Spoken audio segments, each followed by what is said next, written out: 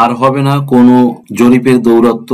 মাটির গন্ধ মাখা আপনার স্বপ্নের ঠিকানাকে এখন দেবে অবিচল নিরাপত্তা। মালিকানা প্রমাণে প্রয়োজন হবে মাত্র 5টি দলিল, যেন জমিনের বুক জুড়ে খোদাই করে দেওয়া আপনার নিজের নামের ঘোষণাপত্র। কতদিন ধরে কাগজপত্রের ভেতর দৌড়াতে দৌড়াতে ক্লান্ত আপনি, সেই ঝামেলার অবসান আজই। আর হবে না কোনো জরিপ, এই প্রতিশ্রুতি এখন বাস্তব। মালিকানা প্রমাণে লাগে শুধু 5টি দলিল, আর তাতেই খুলে যায় আপনার জমির নিশ্চিত অধিকার। বিশ্বাসের মাটিতে দাঁড়ানো মালিকানা আর লুকিয়ে থাকবে না কোনো জটিলতার আড়ালে।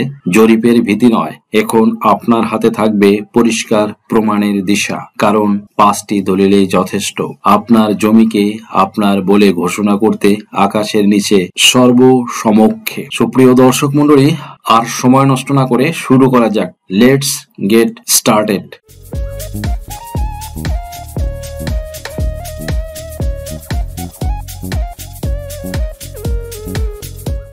আর হবে না কোনো ভূমি জরিপ, মালিকানা প্রমাণের জন্য 5টি দলিল লাগে। এখন থেকে বাংলাদেশের কোনো বিভাগে, জেলায়, থানায়, ইভেন কি কোনো মৌজাতেও আর নতুন করে কোনো জরিপ কার্যক্রম চলবে না। বাংলাদেশের রেকর্ডীয় ইতিহাসে আমরা যদি দেখি তাহলে দেখতে পাই যে সিএস ক্যাডাস্ট্রাল সার্ভেটি সম্পন্ন হয়েছে ব্রিটিশ আমলে, পাকিস্তান আমলে হয়েছিল এসএ রেকর্ড মানে স্টেট অ্যাকুইজিশন, এন্ড দেন স্বাধীনতা পরবর্তীতে বাংলাদেশ রাষ্ট্র হিসেবে স্বীকৃতি পাবার পর কোথাও বিআরএস মানে বাংলাদেশ রিভিশনাল সার্ভে হয়েছে, ইভেন কি বিএস সার্ভে হয়েছে। তবে নতুন করে এই জরিপগুলো সকল জায়গায় যেখানে যেখানে চলমান ছিল সেই সকল জায়গায় কার্যক্রম বন্ধ ঘোষণা করা হয়েছে এবং নতুন ভাবে আর কোথাও কোনো ধরনের জরিপ কার্যক্রম পরিচালিত হবে না। হঠাৎ করে সরকারের পক্ষ থেকে কি কারণে জরিপ কার্যক্রম বন্ধ ঘোষণা করা হয়েছে, এই নিয়ে সরকারের পরবর্তী পরিকল্পনা কি,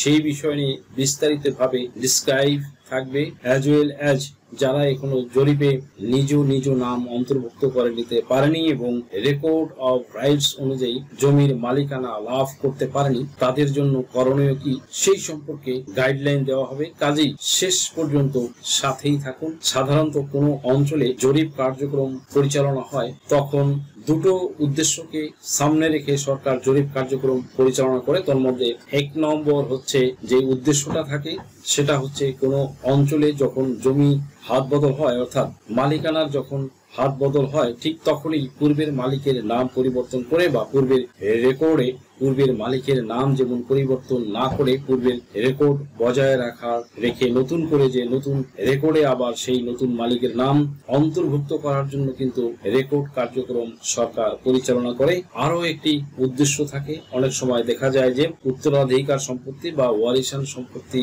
কোনো একজন ব্যক্তি যখন মারা যাবার পর ওয়ারিশ সূত্রে যারা মালিকানা লাভ করে তাদের নাম রেকর্ডে অন্তর্ভুক্ত করার জন্য সরকারের পক্ষ থেকে এই জরিপ কার্যক্রম পরিচালিত হয়। আবার এমনও হয় যে পূর্বের রেকর্ডে কোনোভাবে ভুল হয়েছিল, সেই ভুলের কারণে হয়তো মামলা চলমান ছিল বা দুটি পক্ষের মধ্যে মামলা হয়েছিল, কিংবা অন্য কোনো কারণে দেওয়ানি মামলা চলমান ছিল। এই ক্ষেত্রে এই মামলা অলরেডি নিষ্পত্তি হয়ে গেছে। নিষ্পত্তি হবার পরও এই যে নতুন ভাবে যে মালিকানা লাভ করেছিল সেই ব্যক্তি এখনো রেকর্ড অফ রাইটস অনুসারে নাম অন্তর্ভুক্ত করে নিতে পারেনি, যার কারণে সরকারের পক্ষ থেকে এই রেকর্ড কার্যক্রম পরিচালনা করা হয় এবং নতুন ভাবে যারা দাবিদার বা নতুন ভাবে যারা মালিকানা লাভ করেছে তাদের নামে খতিয়ান প্রস্তুত করা হয়। এটাই হচ্ছে 1 নাম্বার উদ্দেশ্য।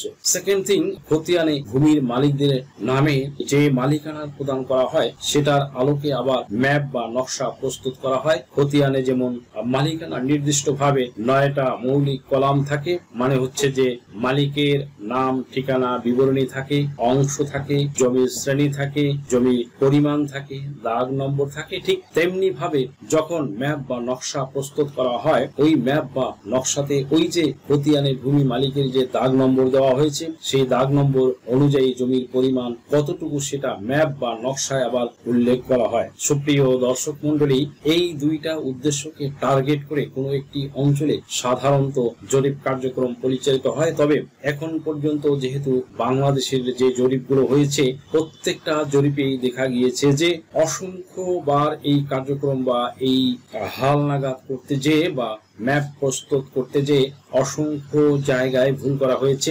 এই যে জরিপকারীগণ যারা ভুল করেছে, এই ভুলের কারণে কিন্তু একজন ভূমির মালিক তাদের হয়তো পরবর্তীতে বছরের পর বছর এর খেসারত দিতে হচ্ছে। খেসারত কিরকম? সে ফর এক্সাম্পল, তিনি জমির লিগ্যাল মালিক কিন্তু তার নামে রেকর্ডে নামই আসেনি। দ্যাট মিনস তার জমির মালিকানার সকল এলিমেন্টস রয়েছে, সকল ডকুমেন্টস গুলো তার কাছে আছে, বাট তারপরও তাকে জমির মালিকানা প্রদান করা হয়নি বা রেকর্ডে অন্য কারো নামে সেই জমির মালিকানা প্রদান করা হয়েছে।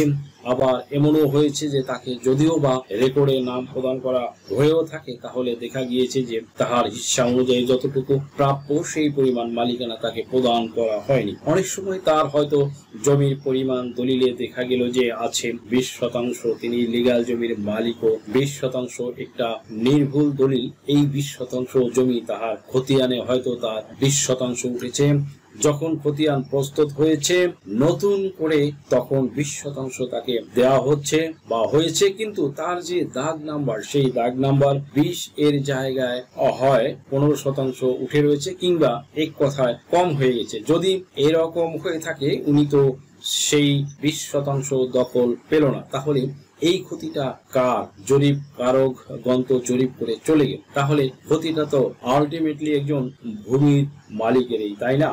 এই যে এভাবে অহরহ এবং অসংখ্য জায়গায় বাংলাদেশের প্রত্যেকটা জেলাতে, প্রতিটা মৌজাতে মানে এমন ভুলের পরিমাণ অ্যাভেলেবল পাওয়া যাবে। আর এখান থেকে কিন্তু দেওয়ানি মামলার উৎপত্তি বা সূত্রপাত হচ্ছে এবং নতুন নতুন রেকর্ড সংশোধন সংক্রান্ত মামলা একের পর এক যুক্ত হচ্ছে। আর এই যে রেকর্ড সংক্রান্ত মামলা এখন পর্যন্ত বাংলাদেশের প্রেক্ষাপটে আজকে পর্যন্ত 20 লক্ষাধিক দেওয়ানি মামলা ইতিমধ্যে বাংলাদেশের অলরেডি চালু রয়েছে। এই দেওয়ানি মামলা নিষ্পত্তির জন্য বা দেওয়ানি মামলা একেবারে পুরোপুরি সমাধানে আসার জন্য সরকার একের পর এক পদক্ষেপ নিচ্ছে। ইভেন কি দেওয়ানি মামলা নিষ্পত্তির জন্য দেওয়ানি আইন সংশোধন পর্যন্ত করা হয়েছে। সরকার এত সুন্দর একটা সংশোধনী পাশ করেছে 2025 সালে এসে, যে এখন থেকে দেওয়ানি মামলা চাইলেই কেউ আর দীর্ঘায়িত করতে পারবে না। যত বড় দেওয়ানি মামলাই হোক, সেই মামলা সাধারণত 2 থেকে 3 বছরের ভিতরে মামলা নিষ্পত্তি করার একটা সুযোগ তৈরি করে দিয়েছে সরকার। তারপরে ও দেখা যাচ্ছে যে মামলার পরিমাণ কমছে না, একের পর এক মামলার পরিমাণ বেড়েই চলেছে, বৃদ্ধি হচ্ছে। এটার অন্যতম কারণ হচ্ছে এই রেকর্ডীয় ভুল ত্রুটি। যখনই কোনো অঞ্চলে রেকর্ড পরিচালনা হচ্ছে, তখনই কিন্তু ওই ভুলগুলো হচ্ছে। এই জন্য যখন কোনো অঞ্চলে রেকর্ডের কথা বলা হয়, তখন ওই অঞ্চলের সাধারণ মানুষের মধ্যে একটা ভীতি কাজ করে, একটা ভয় কাজ করে। তারা সকলে আতঙ্কিত হয়ে পড়ে, সকলে মনে করে যে আবারও যখন এলাকায় রেকর্ড আসে, তখন নিশ্চয়ই জমির মালিকানা নিয়ে আমাদের সমস্যা হবে, জমির পরিমাণ কম বেশি হয়ে যাবে, কিংবা জমির প্রকৃত মালিককে বঞ্চিত করে ভুয়া কোনো মালিককে হয়তো জমির মালিকানা প্রদান করা হবে। এই যে একটা ভুলের জন্য এই যে ভীতি, এটা যেন কোনো মালিকের ভিতরে আর কাজ না করে, সেটা নিশ্চিত করার জন্য সরকারের পক্ষ থেকে সকল প্রকার এনালগ যে জরিপ কার্যক্রম, সেই জরিপ কার্যক্রম স্থগিত করা হয়েছে এবং বাংলাদেশের কোথাও জরিপ সংক্রান্ত এই জরিপ কার্যক্রম আর পরিচালিত হবে না। তবে এখানে সরকারের পক্ষ থেকে আপডেট ভার্সন হিসাবে এবার ডিজিটাল জরিপ নিয়ে আসা হয়েছে। ডিজিটাল জরিপের মাধ্যমে বাংলাদেশের প্রত্যেকটা জেলাতে, প্রতিটা থানার, প্রতিটা মৌজাতে এবার এই ডিজিটাল পদ্ধতি ব্যবহার করার মাধ্যমে, অর্থাৎ টোটাল স্টেশন মেশিন ব্যবহার করা হবে, স্যাটেলাইটের সহায়তা নেওয়া হবে, এমনকি ড্রোন পদ্ধতি ব্যবহার করার মাধ্যমে আপনার প্রত্যেকটা মৌজায় সরেজমিন উপস্থিত হয়ে জরিপকারীগণ জমির মালিকানার সঠিক তথ্য প্রদানের ভিত্তিতে এবারে বিডিএস রেকর্ড বা বাংলাদেশ ডিজিটাল সার্ভে কার্যক্রম গ্রহণ করা হয়েছে। ইতিমধ্যে বাংলাদেশের 4টা জেলাতে পরীক্ষামূলকভাবে এই ডিজিটাল জরিপের কার্যক্রম চলমান রয়েছে। তবে বাংলাদেশের অন্যান্য জেলাগুলোতে নতুনভাবে এই জরিপ কার্যক্রম শুরু করার জন্য এখন পর্যন্ত বাংলাদেশ সরকার প্রায় $1800 কোটি, মানে 1800 কোটি হাজার টাকা বাংলাদেশ সরকার বরাদ্দ করেছে এবারের বাজেটে। মানে বাংলাদেশের প্রতিটা মৌজাতে এই ডিজিটাল সার্ভের আওতাভুক্ত নিয়ে আসা হচ্ছে এবং এনালগ পদ্ধতির জরিপ কার্যক্রম বাতিল করে দিয়ে ডিজিটাল ভাবে জরিপ কার্যক্রমের ভিত্তিতে জমির মালিকানা এবার নিশ্চিত করা হবে। প্রসঙ্গত উল্লেখ্য যে এখানে ভূমি মালিকদের আবার 5টি শর্ত জুড়ে দেওয়া হয়েছে। যদি কোনো ভূমি মালিক এই 5টি শর্তের যে কোনো একটি শর্ত পূরণ করতে ব্যর্থ হয় তাহলে উক্ত জমির মালিক কিন্তু এই ডিজিটাল সার্ভেতে বা ডিজিটাল জরিপে নিজের নাম তিনি জমির মালিকানা থেকে চিরতরে বঞ্চিত হবে। এখানে কিন্তু অবশ্যই প্রত্যেকটা ভূমির মালিকের সচেতনতার সাথে এই 5টা বিষয়কে গুরুত্ব দিতে হবে, নতুবা রেকর্ড পরবর্তী সময়ে আপনি জমির প্রকৃত মালিক হওয়ার পরও যদি আপনি ডিজিটাল রেকর্ডে নিজের নামে জমি রেকর্ড করে নিতে ব্যর্থ হন তাহলে কিন্তু পরবর্তীতে আপনার আফসোস করা ছাড়া আর কোনো উপায় থাকবে না। কেননা আপনি সহজে কিন্তু আর এই রেকর্ড সংশোধন করে নিতে পারবেন না। এজন্য আগে থেকেই সরকারের পক্ষ থেকে জানিয়ে দেওয়া হয়েছে যে আপনার এলাকায় যখন রেকর্ড কার্যক্রম পরিচালিত হবে তার পূর্বেই আপনাকে 5টি বিষয় নিশ্চিত করে নিতে হবে। 1 নম্বরে আপনার জমির দখলটা আপনাকে সর্বাগ্রে নিশ্চিত করতে হবে, অর্থাৎ আপনি যে জমির প্রকৃত মালিক এটা যেমন আপনার ডকুমেন্টস এর প্রমাণ করবে ঠিক তেমনি ভাবে জমিটা কিন্তু সরে জমিনে যখন রেকর্ড কারিগণ যাবে তখন অন্য কোনো পক্ষ যেমন বলতে না পারে যে এই জমিটা আমাদের দখলে আছে, জমির মালিক আমরা, এটা কিন্তু আপনাকে নিশ্চিত করতে হবে। যদি আপনার জমি দখল হয়ে থাকে তাহলে অবশ্যই জমি যখন পুনরুদ্ধার করে দখল পুনরুদ্ধার করার জন্য ইতিমধ্যে আপনি চাইলে কিন্তু স্পেসিফিক রিলিফ অ্যাক্ট 1877 বা সুনির্দিষ্ট প্রতিকার আইন 1877 8 ও 42 ধারা অনুযায়ী আপনি মামলা দায়ের করার মাধ্যমে আপনার দখল পুনরুদ্ধার করে নিতে পারবেন। সো দ্যাট আপনার যদি সকল ডকুমেন্টস রেডি থাকে তাহলে অবশ্যই আপনি আগে থেকে এই কার্যক্রম গ্রহণ করার মাধ্যমে আপনার বেদখল হয়ে যাওয়া জমি আপনি আগে পুনরুদ্ধার করে নিন, নয়তো কখনো রেকর্ড কারকগণ রেকর্ড কার্যক্রম চলার সময় আপনাকে জরিপ মালিকানা প্রদান করবে না। দ্বিতীয়ত যে ডকুমেন্টটা অ্যারেঞ্জ করে রাখতে হবে সেটা হচ্ছে যে আপনার জমি দখল আছে as well as আপনি ক্রয় সূত্রে জমির মালিক লাভ করেছেন, সেই ক্ষেত্রে তো আপনার একটা দলিল আছে। এমন একটা দলিল আপনি প্রদান করছেন যে দলিলে একাধিক দাগের রেফারেন্স দেওয়া আছে। বিষয়টা কিন্তু অত্যন্ত গুরুত্বপূর্ণ। যদি কোনো ব্যক্তি সাধারণত ওয়ারিশ সূত্রে মালিকানা এমন জমিন যদি ক্রয় করে থাকে কারো থেকে বা যে ওয়ারিশ সূত্রে মালিকানা পেয়েছে, সেই ক্ষেত্রে দেখা যায় যে বেশিরভাগ সময়ই তারা কোনো পার্টিশন ডিড বা বন্টননামা দলিল করে না।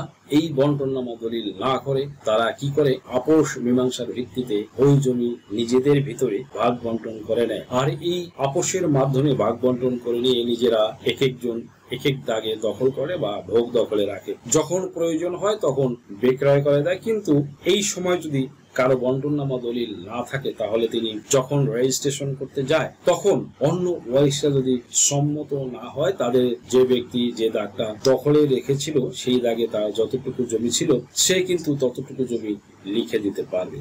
সে ফর এক্সাম্পল এক দাগে 50% জমি আছে এবং ওরা 5 ভাই, তাহলে প্রত্যেকে ওখানে 10% করে জমির মালিক। যে ভাইটা বিক্রয় করছে ওই দাগে 50% জমি একজনকে বিক্রয় করে দিয়েছে এবং দখলও দিয়েছে এবং দলিলও তৈরি হয়েছে এবং দলিলে দেখা যাচ্ছে যে 10% ওই দাগ থেকে উঠেছে, বাকি 40% জমি সে অন্যান্য দাগের যে মালিকানা পাবে সেই সব দাগের রেফারেন্স দিয়ে সে ওখানে ওই 50% তাকে রেজিস্ট্রি করে দিয়েছে। এভাবে যদি কেউ জমি বিক্রয় করে দেয় তাহলে রেকর্ড যখন আসবে এলাকাতে তখন রেকর্ড কারিগণ কিন্তু আপনি যখন দলিলটা নিয়ে হাজির হবেন যে আমার এই দাগে 50% জমি কিনেছি, এই 50% জমি আমার নামে রেকর্ড করে দিন এবং এই দাগটা আমাকে প্রদান করুন, রেকর্ড কারিগণ কিন্তু পশ্চিমকালেও এটা আপনাকে দিবে না।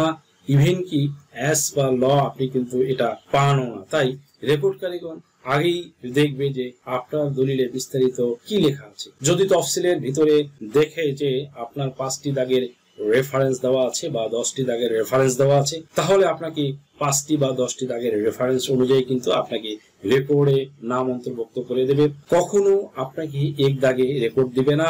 এই ক্ষেত্রে আপনার করণীয় কি থাকতে পারে? এখানে আপনি এখন একটাই করতে পারেন যে আপনি যে দাগে এখন দখলে আছেন আপনার ওই দলিলে যে যে দাগের রেফারেন্স দেওয়া আছে ওই দাগের মালিকদের সাথে আপনি একটা এওয়াজ বদল দলিল করে নিতে পারেন। যদি এওয়াজ বদল দলিলটা আপনি করে নিতে পারেন, তাহলে রেকর্ডের সময় ওই সকল ওয়ারিশগণ আর কোনো বাধা প্রদান করতে পারবে না এবং রেকর্ডকারীগণকে আপনি দলিল দেখানোর মাধ্যমে আপনি এক দাগে জমি রেকর্ড করে নিতে পারবেন।